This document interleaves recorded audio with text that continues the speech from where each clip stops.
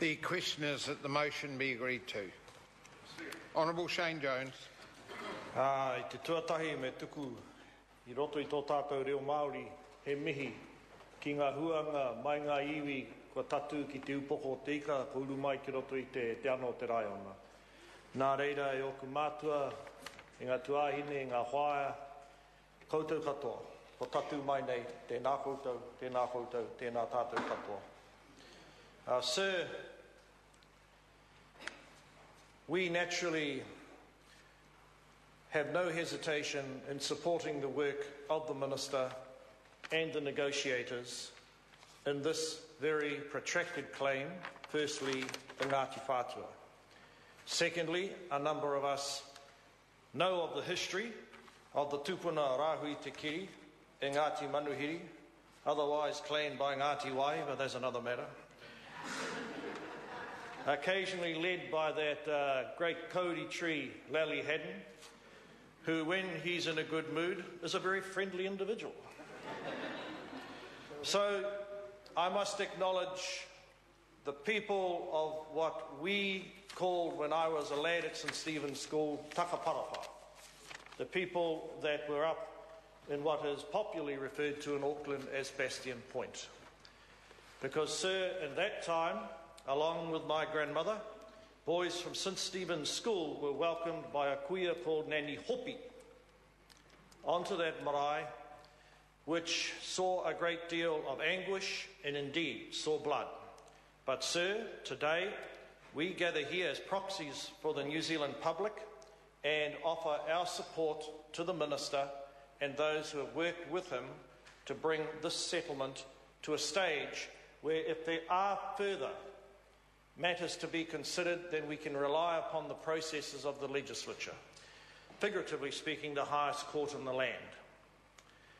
So when you struggle with how the identity of the original inhabitants ought to be embedded into civic life, commercial life, or indeed the community life of our largest city, it's not often understood by the civic leaders, community leaders, and it's certainly not understood by commercial leaders, that the tangata whenua, the Māori occupying the wider Tāmaki Makaurau area, are not a monolithic group.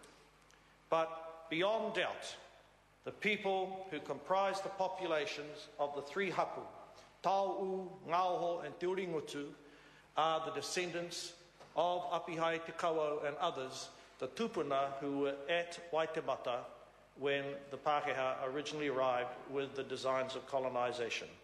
And Te Tāu is a special connection for me from Muri Whenua, because it's a name that originated in the extreme far north around the Kurahaupo Waka area.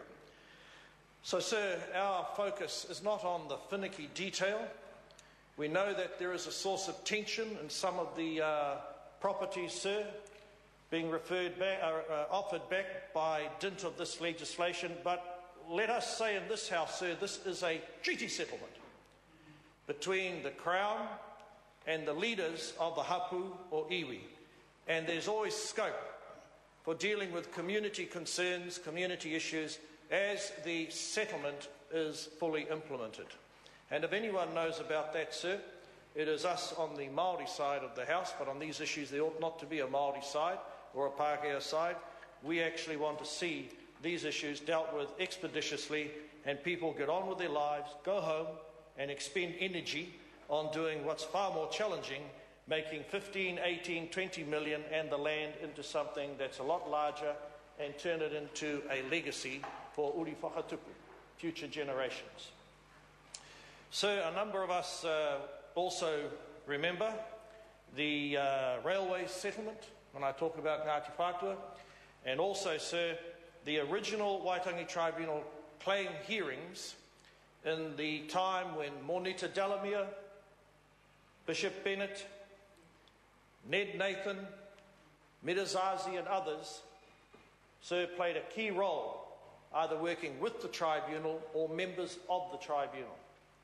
And so I want to mention the name of that particular individual, Mr. Ned Nathan. Not only was he a peerless warrior of the Māori Battalion, but he was a stalwart for the people of the north, and I recall him taking a group of us to the marae at Ngati Whatua and those areas when the Waitangi Tribunal in those rather lonely days was dealing with these issues. And indeed, Koro Wetere was the minister there. So these people have waited a long time. So just to reiterate what Tariana Turia said about Ngati Manuhiri, they are near an area known as Omaha. Unfortunately more popular these days because the Prime Minister's got a batch there, twice the size of Hone Harawira's house, but that's another matter.